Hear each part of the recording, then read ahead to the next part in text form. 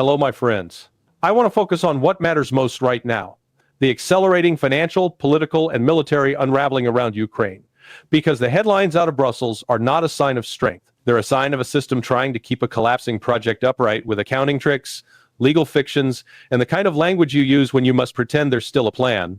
Even as I speak, EU leaders are meeting in Brussels. Ursula von der Leyen has reportedly suggested the meeting won't end until some agreement is reached, because the problem isn't that they lack options. The problem is that every option is bad, and everyone in that room knows it. The stated purpose is straightforward: finance Ukraine for another 2 years. The mechanics, however, reveal the rot. Two proposals are circulating. The first is the EU Commission's preferred plan, backed, we're told, by Germany and likely France, a roughly 140 billion loan arrangement using Russian sovereign assets frozen at Euroclear as collateral. The second is a different borrowing mechanism that, in practice, resembles joint EU liabilities, the kind of mutualized debt structure people have long associated with Eurobonds, regardless of what label they try to pin on it. Now, before we get lost in the technicalities, two things should be said clearly. First, both proposals are illegal on their face, or at least sit so far outside the clean boundaries of EU treaty law and basic property rights doctrine that legal becomes a word you use for public relations, not reality. The Russian assets as collateral plan is especially blatant. You do not get to seize, pledge, or encumber another state's assets to underwrite loans without that state's consent, and then act surprised when people mention courts, tribunals, or enforcement actions. I understand that reporting, especially from the Financial Times, has pointed to legal advice from a firm described as Covington in some discussions, claiming there is little to fear that Russia might sue, but Europe's exposure is minimal, that the legal risks are being exaggerated, that enforcement would be difficult. That is one view. It is not mine, because the real issue is not merely whether Russia wins a case. It's whether Russia can enforce a judgment, and what happens to Belgium and to the EU's financial plumbing if enforcement begins to bite. Euroclear sits in Belgium. Belgium, unlike Brussels press offices, cannot survive on rhetoric. Belgium has liabilities, courts, treaties, commercial relationships, and a financial reputation that can be damaged quickly and repaired slowly. And the fact that so many institutions and member states have objected reports of concerns from the ECB, from Euroclear itself, and apparently even skepticism from the IMF tells you that the risk is not some academic debate. Serious people with serious downside scenarios are signaling that this can go wrong in ways that are not contained by a memo. That's why Belgian Prime Minister Bart de Wever, according to reporting, is demanding categorical guarantees from other EU states that Belgium will be covered if Russia wins legal action and Belgium is left holding the bag. He has seen the reassuring legal advice. He is not impressed. And why would he be? In a crisis, don't worry is not a balance sheet. Meanwhile, the list of skeptics and objectors is telling: Italy, Slovakia, the Czech Republic, Hungary, Belgium, Bulgaria, Malta, Cyprus, countries with different politics, different economies, different relationships to Brussels, yet they converge on one point. Don't turn Euroclear into a battlefield for a geopolitical stunt that can blow back on us. There may be other doubters behind the scenes. Spain, for example, would not surprise me as a quiet skeptic, though I'm not claiming to know Madrid's precise posture. Now, what about the alternative? The joint borrowing approach. In practice, it's the Eurobond logic, shared liabilities. EU treaties have historically constrained this, at least in the way it's been debated publicly. Yet we've already watched the EU bend and stretch its own constraints. During the pandemic, impossible instruments suddenly became temporary necessities. What they call it matters less than what it does. If Brussels decides that rules are optional in wartime politics, they will break them with a straight face and call it innovation. That end. But here's the crucial point. Despite the disagreement on method, there is overwhelming consensus on the outcome. Ukraine must be financed. Hungary's Viktor Orban says the moment has come to stop that the enterprise is doomed.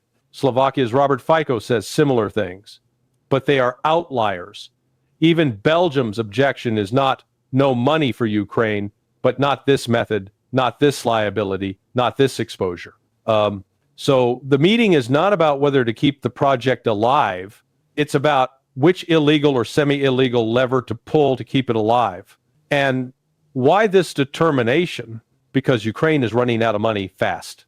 When even the Daily Telegraph, hardly a venue known for pessimism from Kiev's point of view, acknowledges a massive budget hole and warns of a potential financial crisis without EU support, you should understand that the facade is cracking.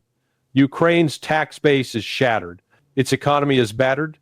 Its credibility in global markets is non-existent without Western underwriting. Debt to GDP is already above 100%. Catastrophic for a state without deep domestic savings and without stable productive growth. Now, ask yourself, under proper financial standards, acting with fiduciary responsibility to European taxpayers, would any government or bank lend huge sums into that structure, especially when the stated purpose is not reconstruction, not solvency, but sustaining a war? The first principle of lending is painfully simple. You do not lend to someone who is already bankrupt, not unless you're imposing stringent conditions designed to restore solvency, as the IMF claims to do in its rescue frameworks. But these proposed EU loans are not crafted to restore solvency. They are crafted to extend combat capacity and to cover day-to-day budgetary survival. That is not lending in any meaningful sense. It's transferring loss into the future and dressing it in the language of finance. And the structure gives the game away. This 140 euros billion package, we're told, yields 100 euros billion in fresh support, while 40 euros billion is used to service or retire an earlier EU loan. Ukraine cannot repay.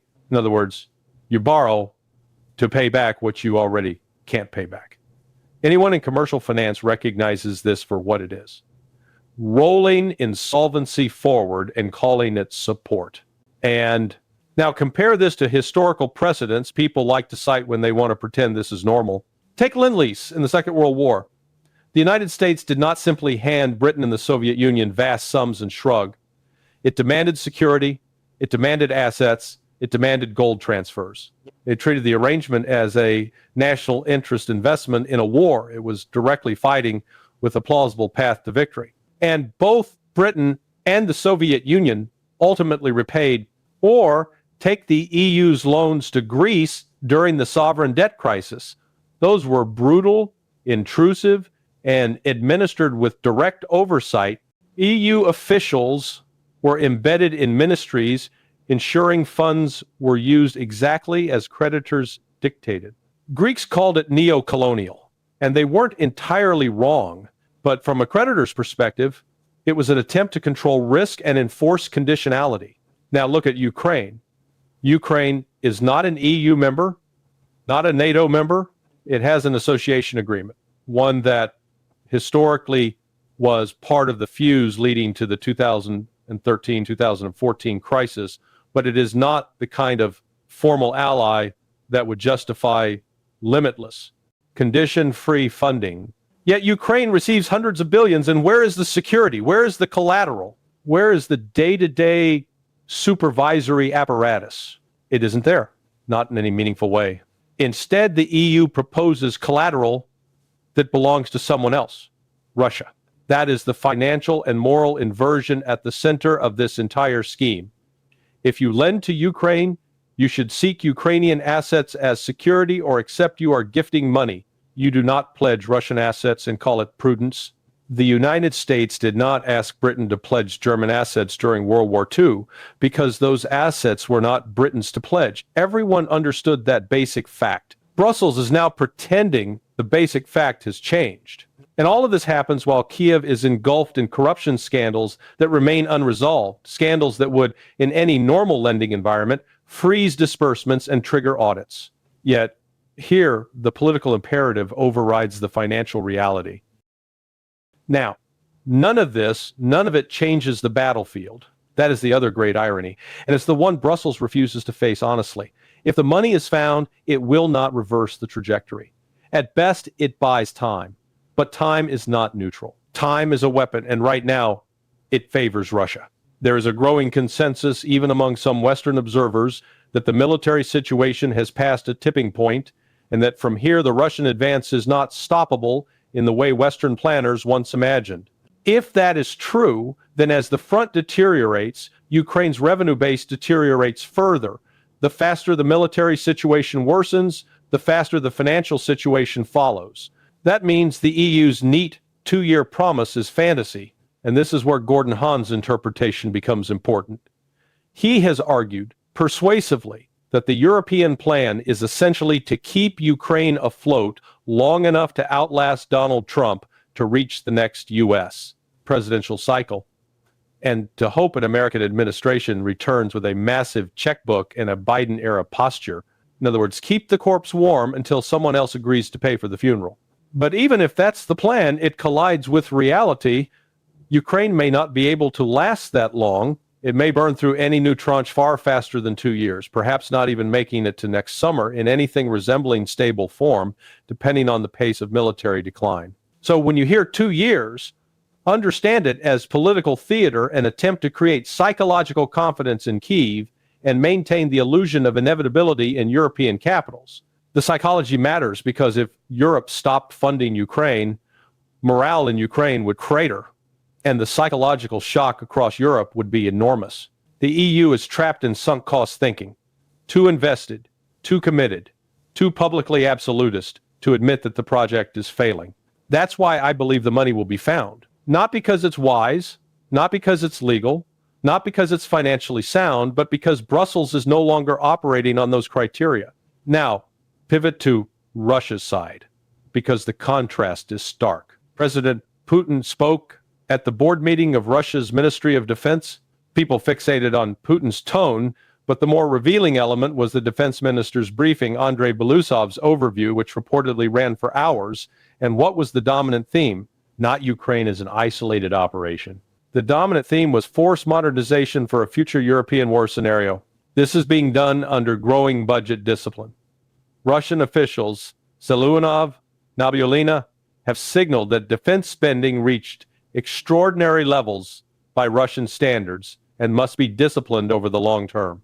The initial surge has plateaued. It may edge down, but it remains far higher than pre-2022. The focus is not a temporary burst.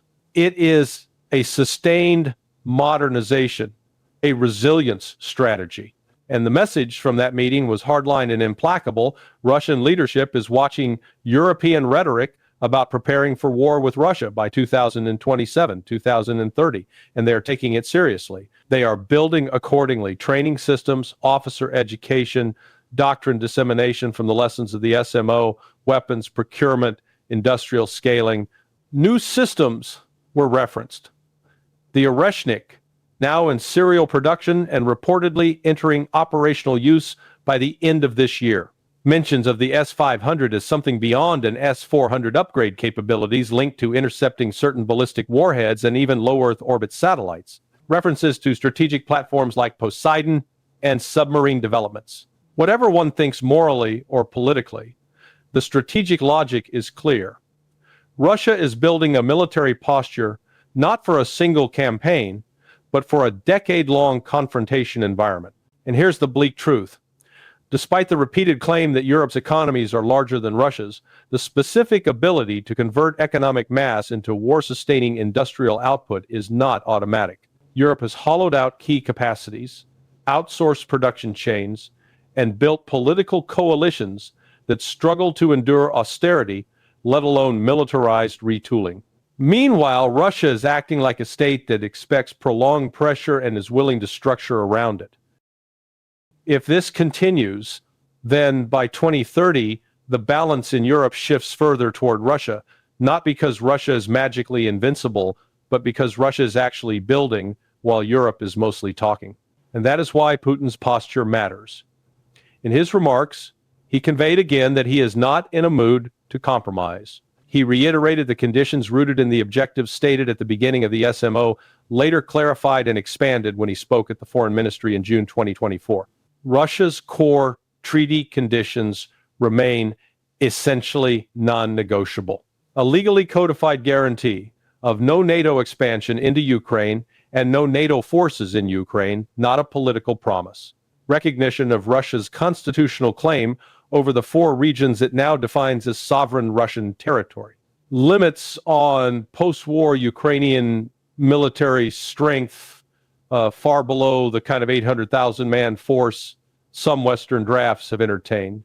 And now look at what emerged from the Berlin discussions on the Western side. Talk of security guarantees analogous to Article 5, an 800,000 strong Ukrainian army equipped with high-end Western weapons, European deployments in Western Ukraine, and critically, no clear guarantee of permanent NATO exclusion. Add to that Kiev's refusal to withdraw from remaining parts of the Donbass it still holds from Moscow's vantage point. These are not concessions. These are rebranded threats. That's why it is telling that American envoys appear reluctant to bring the Berlin framework straight to Putin. Reports suggest they are maneuvering, waiting in Miami, seeking to talk with Kirill Dmitriev, trying to rework proposals without eating a public rejection in Moscow. If that interpretation is right, it indicates something very simple. Even Washington understands the Berlin draft, as floated, will not fly with Putin. And that means negotiations are circling, agreements are drafted in one room, then walked back in another, then revised again while the battlefield keeps moving and while Ukraine's financial base erodes. Time is not on Kiev's side. And if you accept Russia's stated assumptions that Europe may be preparing for a broader confrontation by 2030, then Russia has even more incentive to neutralize Ukraine decisively before that window. Now, there are alternative narratives. Seymour Hersh continues to hint via sources that Russia is prepared to sign on to Western proposals because the Russian army is supposedly strained and the economy is supposedly cracking. I see no evidence in Russian official or semi-official discourse that supports that. I see the opposite, a state signaling long-term preparation, not imminent exhaustion, which brings us back to the battlefield reporting contained in the defense briefings and subsequent updates. Belousov described continued Russian advances, claims of full control in Kupiansk, movement around Huliai-Pol and Kostiantynivka, a Mirnograd operation nearing completion, advances in the north. Putin went further, describing the Ukrainian army as collapsing, pointing to Ukrainian losses and the inability to replace them. We are told 2025 has been the heaviest year for Ukrainian losses so far. Putin described the Ukrainian state as visibly degrading. And the overall impression from that Defense Ministry board meeting is that Putin believes the war is nearing a decisive phase. Not over, but approaching a point where Ukrainian resistance can no longer hold its shape. In that context, why would he bargain away objectives he believes he can secure through continued pressure? On specific fronts, there are reports of further progress in Zaporizhia, slower movement in the Seversk-Lyman area, continued conflicting claims around Kupiansk, with Ukraine claiming advances but an absence of convincing visual confirmation, while the Russian MOD has increased its own information releases and appears confident it will hold the town. The most striking reporting, however, concerns Ford accounts suggesting Ukrainian forces there have been reduced to isolated pockets and that organized resistance is ending. Detailed descriptions of remaining positions, individual buildings, industrial sites, mines are the kind of detail that can be used as propaganda, yes, but they also reflect confidence. And importantly, I do not see signs of Russia running out of steam. Even if the pace dips seasonally, as it often does around February refit cycles, the pattern has been dip, reorganize, and resume, not stop and retreat. Now, before I close, I want to address one more element that ties directly into where this is heading: Britain's posture. There are reports about a speech by the new MI6 chief, Blaise Mitraille. I have not seen the full text. I'm relying on secondary reporting. But the snippets are alarming. Russia framed as Britain's major threat, and a reference to sharpening MI6's edge with audacity, tapping into historical SOE instincts, the Special Operations Executive, the wartime sabotage and clandestine action apparatus. Why does that matter? because Russia has long claimed that when Ukraine conducts sabotage, assassinations, rail attacks, or drone strikes deep on Russian territory, the finger points to London. I have said repeatedly that I cannot independently verify those claims, and that Russia sometimes shows an almost obsessive tendency to blame the British for James Bond activity. But when the head of MI6 publicly romanticizes SOE instincts, Moscow will read it as confirmation either that Britain has been involved all along, or that Britain intends to become more involved now, and it's reckless. Dirty war games cut both ways. If Britain escalates covert action against a far more capable adversary, Britain should expect countermeasures. And we should ask a sobering question. What precisely has Russia done inside Britain that justifies catapulting ourselves into this arena? Public claims are thin. There have been a couple of alleged attempted assassinations and not much else that would warrant the rhetoric of a clandestine war posture. Yet once you step onto that path, you don't control where it leads. SOE did not win the Second World War. It created chaos, yes, and it got many people killed, often to little strategic effect. The war was won on battlefields, overwhelmingly, in Europe, by the Red Army's grinding destruction of German forces. If MI6 is now talking like SOE, it raises a grim possibility that London senses Ukraine is slipping away and is looking toward a plan B, an insurgency model in territories Russia controls or will control. If that is what they are contemplating, it would be disastrous. It would prolong suffering. It would further poison relations, and it would not reverse the strategic outcome if Russia has already achieved dominance on the ground. So here is where we are stripped of slogans.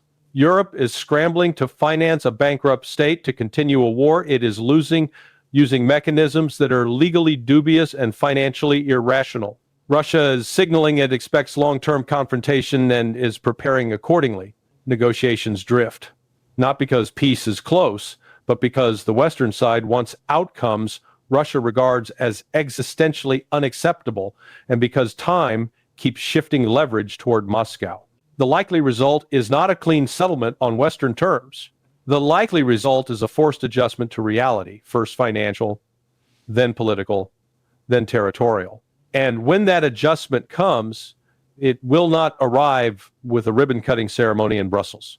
It will arrive the way strategic failures always arrive. Quietly at first, then all at once, when the money no longer buys time and the battlefield no longer tolerates fantasy. What we are watching unfold across Europe is not a serious peace process.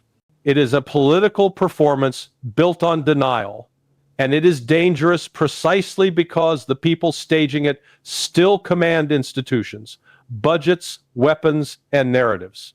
The ceasefire concept announced out of Berlin, carried by Germany, Britain, France, and the United States, alongside Vladimir Zelensky, reads less like a plan to end a war and more like a plan to freeze a war on terms that the battlefield no longer supports. And in modern conflict, when a proposal denies battlefield reality, it does not produce peace. It produces miscalculation, escalation, and eventually a harsher settlement. Start with the language. Ceasefire. The very first word tells you everything. A ceasefire is not peace. It is a pause. And a pause only works if both sides believe the pause serves their interests and protects their core objectives. But the Berlin concept is structured around a premise that the side currently holding the initiative should accept constraints while the side in retreat is preserved, fortified, and politically rewarded. That is not how wars end. Wars end when one side recognizes that time is no longer an ally and that continuing the fight only worsens its position. The Berlin concept contains contradictions that are not accidental. They reflect the West's inability to admit what it has already invested. It proposes a neutral Ukraine while also proposing European troops physically present inside Ukraine. Neutrality with foreign troops is not neutrality. It is a security guarantee in disguise, a NATO-like tripwire without the NATO label. It proposes Ukrainian retention of territory currently under Russian control while also expecting Russia to behave as though those territorial outcomes are negotiable. It asks Russia to step back from gains it has consolidated while offering Russia no credible mechanism to ensure the pause is not used to rearm and return to war later. If you want to understand why Moscow would treat such a plan as hostile, you do not need ideology. You only need to understand incentives. For Russia, accepting a ceasefire that locks in foreign troop presence and leaves territorial issues unresolved creates the worst possible outcome. A West-backed armed state, reconstituted and fortified, sitting on Russia's border indefinitely, one whose politics would remain tied to external patrons and whose security posture would remain oriented toward future confrontation. From Russia's perspective, a ceasefire under those terms is not an exit ramp. It is a reset button for the other side. Now, Western leaders often respond to that by insisting that this is peacekeeping. But peacekeeping requires peace, or at least a mutually accepted political framework.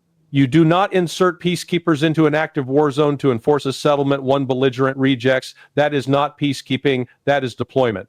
And any deployment that positions European troops between Russian forces and Russian objectives creates the possibility of direct Russia-Europe confrontation. Once that happens, escalation is no longer a theory. It becomes a calendar. This is where the most reckless element of the current European posture emerges. Europe is operating as though Russia can be compelled by moral declarations, economic pressure, or media narratives to accept terms that negate its perceived security goals. But Russia has demonstrated over and over that it will absorb pain when it believes core interests are at stake. Sanctions have not produced collapse. Political pressure has not fractured Moscow's decision-making. And the Russian military has not disintegrated. Whether one agrees with Russia's aims or not, the fact remains. Russia is behaving like a state that believes it is engaged in a long, grinding contest it cannot afford to lose. That kind of state does not accept symbolic settlements designed to create the illusion of Western control. There's another critical point that the Berlin performance obscures. U.S. policy has not fundamentally shifted. Rhetoric can change. Tone can change. But material policy, sanctions regimes, financial restrictions, weapons pipelines, intelligence coordination has continued with remarkable continuity. You can listen to any number of speeches about new thinking, but what Moscow watches is what Washington does. And what Washington does still signals containment, pressure, and strategic attrition. When that is the baseline, any ceasefire proposal that smuggles in a foreign troop presence looks, in Moscow's eyes, like a tactic to preserve Western leverage rather than resolve the conflict. In that context, even ideas that look unserious from the West's own standpoint become serious risks, because Russia cannot assume Western restraint. Russia has to assume that if Europe's leadership is willing to publicly float deployments and security frameworks inside Ukraine, then there are constituencies inside Europe and the United States that are prepared to gamble. And when nuclear-armed states believe the other side is gambling, they do not respond with passivity. They respond with preparation. So you see Russia doing what states do in that situation, mobilizing human resources, expanding production capacity, hardening logistics, and building redundancy. You see Russia continuing to turn out missiles and rocketry systems, not as propaganda, but as an industrial fact. You see training cycles and doctrinal adaptation.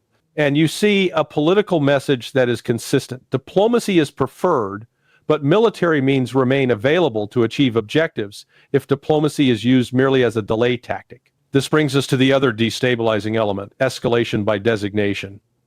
In Washington, the debate about labeling Russia a state sponsor of terrorism is not a trivial symbolic fight. It is an escalation ladder in legislative form. Once you label a great power a terrorist sponsor, you create political pressure for actions that would otherwise be viewed as acts of war. Broader seizures, interdictions, covert sabotage justified as counterterrorism, and the erosion of any remaining diplomatic guardrails. The logic becomes terrorists do not negotiate, terrorists are hunted.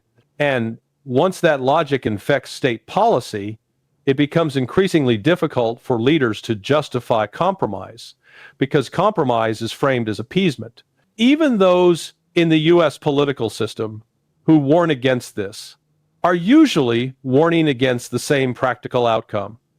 You are laying predicates for confrontation you cannot control. If you normalize extrajudicial action under terrorism labels, you reduce congressional oversight, compress decision timelines, and encourage executive improvisation. In ordinary circumstances, that is already destabilizing. In a Russia-Ukraine context, where misinterpretation and accidental encounters can cascade, it is potentially catastrophic. Meanwhile, Europe is doing something equally dangerous in its own way, outsourcing strategic thinking to slogans. The political class in parts of Europe is behaving like war is a moral seminar, where declaring a principle is the same thing as changing the map. But war is mechanical. War is logistics, manpower, industrial capacity, and escalation control. If you ignore those constraints, you don't create justice, you create casualties.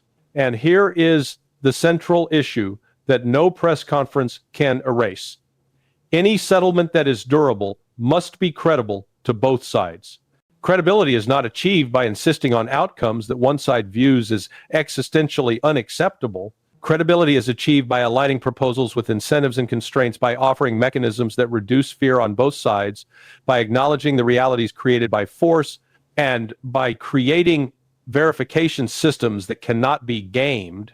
At present, the Berlin concept does none of that. It reads like a document written for Western domestic politics, to signal resolve, to maintain coalition unity, to protect leaders from the admission that prior assumptions were wrong. But the battlefield does not care about domestic politics. The battlefield only cares about capability, cohesion, and time. The tragedy is that the longer Europe clings to these contradictions, the more it narrows the space for a controlled outcome. Every month of denial increases the probability that the conflict ends not through negotiated stabilization, but through a sharper military and economic rupture, one that produces deeper destruction, deeper bitterness, and a longer period of instability afterward. If a ceasefire is intended to prevent that, it cannot be built on pretense. It must be built on a sober recognition of what each side will and will not accept, and on a practical plan that reduces, not increases, the chance of direct Russia-Europe collision.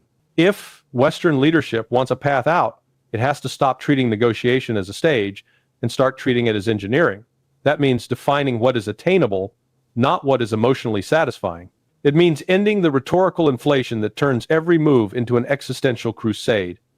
It means acknowledging that troop deployments inside contested space are not peacekeeping gestures. They are strategic tripwires. And it means understanding that great powers do not respond to moral theater the way small states do. They respond to threats, incentives, and credibility. Until those lessons are absorbed, what you will continue to see is a widening gap between what Western leaders say and what the war actually is. And in that gap, miscalculation breeds.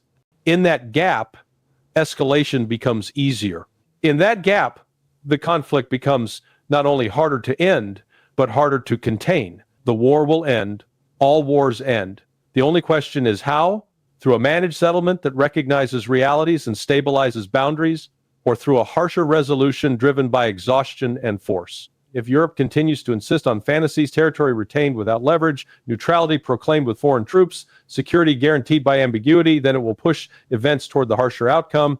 And history shows that when that harsher outcome arrives, it is never the people on the conference stage who pay the price first. It is the soldiers, the civilians, the economies, and the political stability of the very states pretending they can suspend reality with words. In the end, this war will not be decided by press conferences in Berlin, nor by carefully worded communiques designed to calm domestic audiences. It will be decided by endurance, by industrial capacity, by political will, and by the simple, unforgiving logic of power. History does not negotiate with illusions, and it does not reward those who mistake rhetoric for leverage. Every proposal that ignores battlefield realities only postpones the moment of reckoning. Every ceasefire built on contradiction merely delays a harder truth, and every attempt to impose outcomes that one side considers existentially unacceptable pushes the conflict further away from a controlled resolution and closer to an uncontrollable one. What remains dangerous is not that Russia takes these Western initiatives seriously, but that Europe continues to believe it can speak reality into existence. Russia prepares because it must. It mobilizes because uncertainty leaves no alternative. And it signals repeatedly and calmly that if diplomacy is reduced to theater, then strategy will return to its oldest language. The path to peace has never run through fantasy. It runs through acknowledgement of limits, of costs, and of consequences. Until that acknowledgement appears in Western capitals, the war will continue, not because it must, but because no one with power has yet been willing to tell the truth out loud. And when that truth finally arrives, it will not come with applause. It will come with silence.